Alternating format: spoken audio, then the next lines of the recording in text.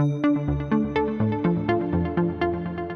welcome to Phoenix, Arizona, and to this magnificent convention center. And welcome also to day one of the American Academy of Asthma, Allergy and Immunology annual general meeting.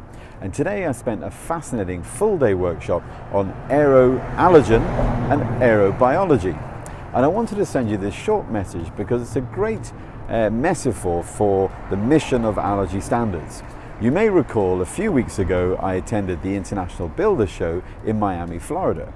And there also I spent a full-day workshop on indoor air quality with design and construction professionals about how we can design and build and then operate the built environment for health and wellness.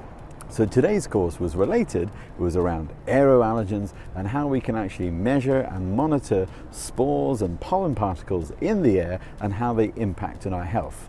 And that's a great metaphor for allergy standards. We like to be the bridge between industry and trade, such as the International Builders Show or the Textiles Show, but also then to stay connected to the impact on patients and consumers and attend medical research events like the Quad AI.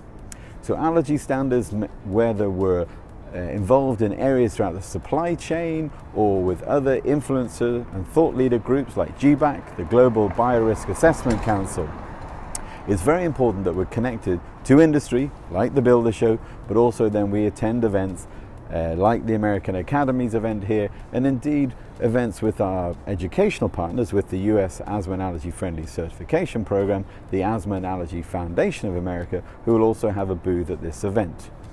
But really, the passion of allergy standards is not only that we're known by trade associations and medical organizations, but that we're known by patients and consumers. And they know about our research, our innovation, our academy, and that we can have the impact we really want to do, which is to improve lives.